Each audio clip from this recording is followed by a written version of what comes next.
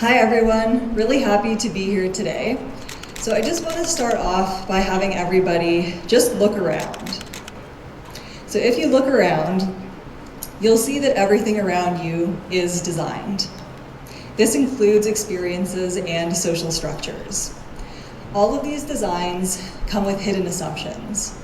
And these hidden assumptions can sometimes limit the way we can imagine our future. Our imagination is limited by what we know and what we have seen. Borrowing workshop techniques from artist residencies can help us expand our imagination and question what's possible. So what exactly is an artist residency? I'm sure maybe some of you have not heard of what this is. It is basically an opportunity for an artist to live and work in a new place. And usually when the artist is there, they will give some kind of artist talk, a workshop, or they will connect with the community. So the workshop techniques that I have seen in artist residencies, they tend to be portable and they tend to be accessible.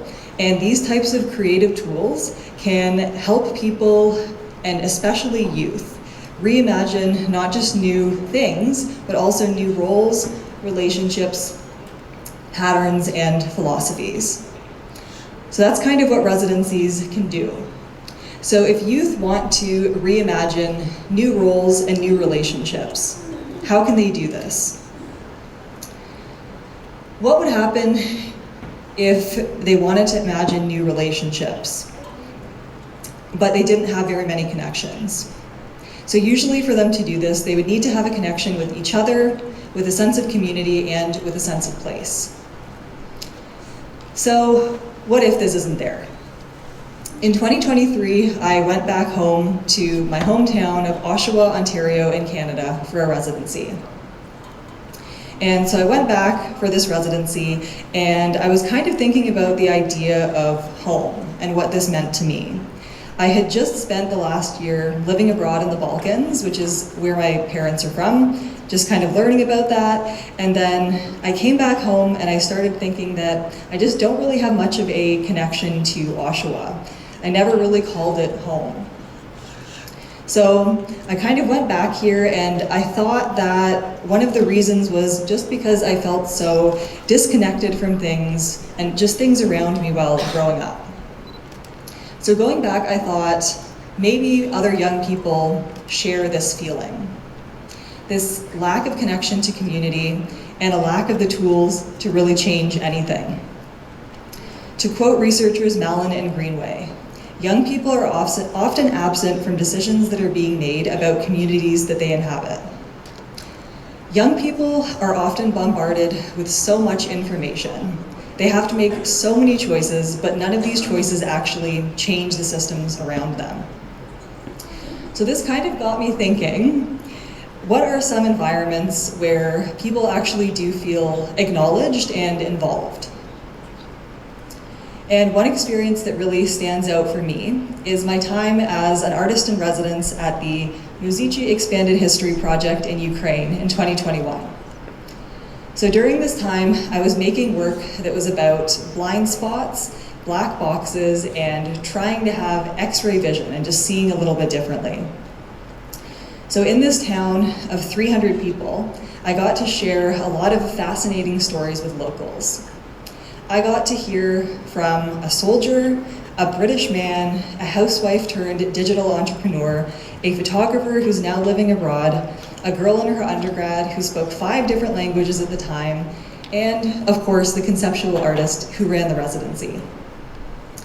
So all of these people, and particularly the youth, just showed me how much of an impact they could have outside the village. So this experience was really, really important for me because it showed me that an artist residency is not just about the artist going in and the kind of work that they can make while there. The whole thing is really about an encounter. It's an encounter that can change both the community and the artist permanently. So I took away this idea of reciprocal exchange.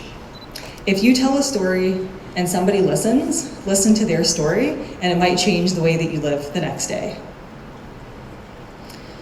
So this all got me thinking about the way I see the world around me And what if things are not always what they seem? So I thought about, what if we actually could develop some kind of X-ray vision and we could see familiar places through unfamiliar eyes? During the pandemic, I started thinking about this idea of seeing the familiar as alien and how we could kind of uncover these hidden layers of meaning, and it could challenge our assumptions about what a city could be.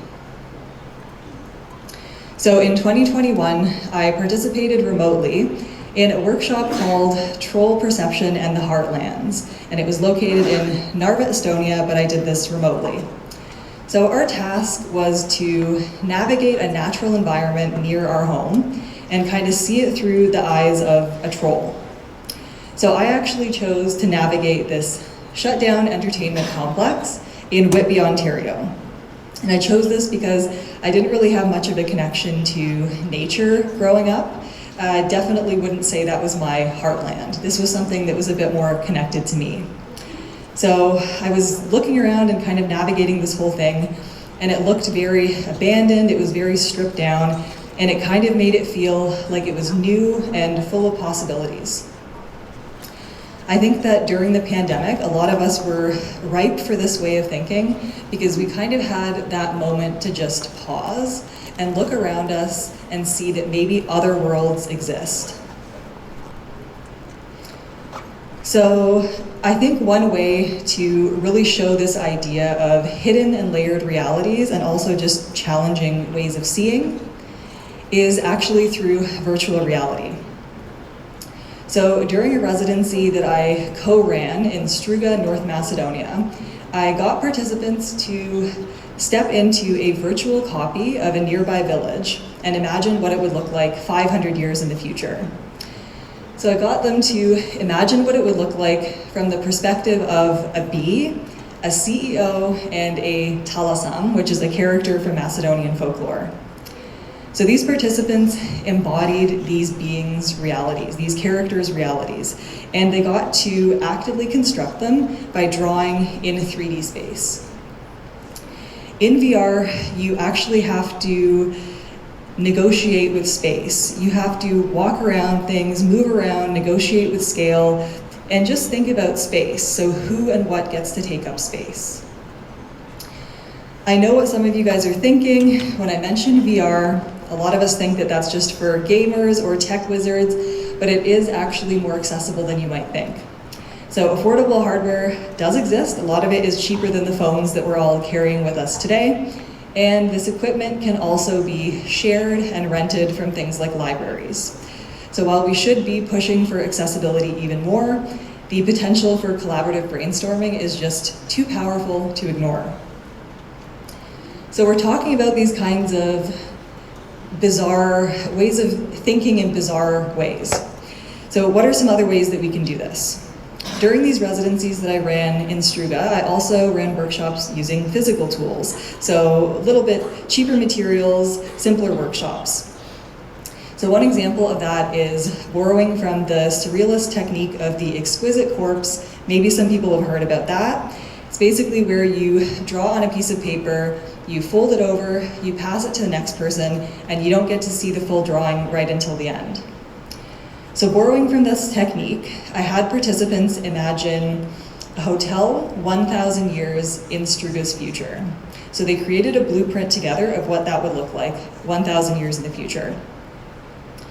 So just thinking about this made us break our default perceptions of place.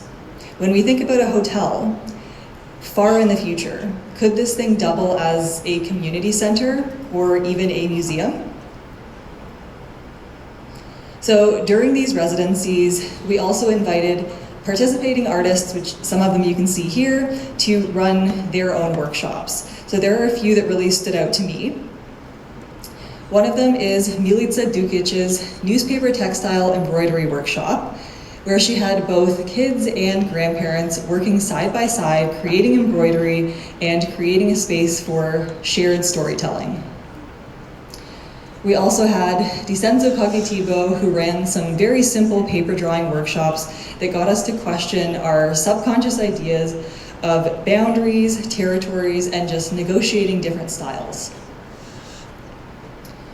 We also had Lita Sheriff-Batman, who ran an improv theater activity where we created a story collaboratively.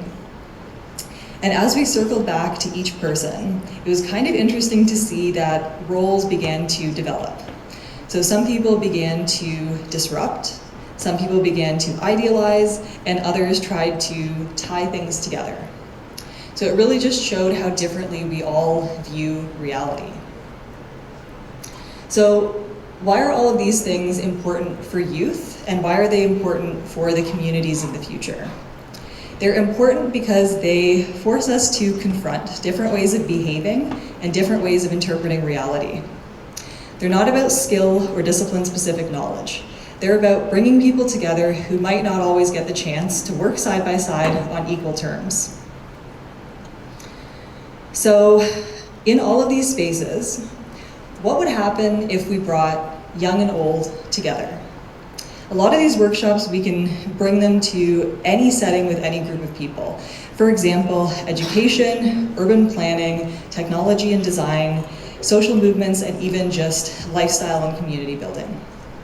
So what if we could just put young and old together? If they work together, how would this change how we envision the future?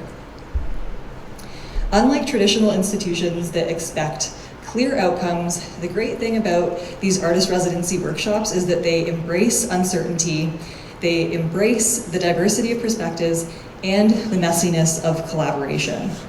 Participants can take away what they learn and use their problem-solving skills in many different areas of their life. They can see that alternative futures are possible, and they can build the confidence to question, reimagine, and actually advocate for a future that they want to live in. So if young people feel like they are excluded from shaping the world, it's not actually because they lack ideas, it's because they lack the spaces that welcome them into the process. Artist residencies can be one example of showing how encouraging creative brainstorming in youth can help them feel like they have a voice for the future. So ultimately, if we want to imagine a new way forward, what can we do? The first thing we have to do is actually learn how to imagine. And doing this happens best when we allow ourselves to be bizarre and come up with wacky ideas. And second of all, this is going to happen when we put ourselves in unexpected places and work with unexpected people. Something so simple can change everything about what the future looks like. Thank you.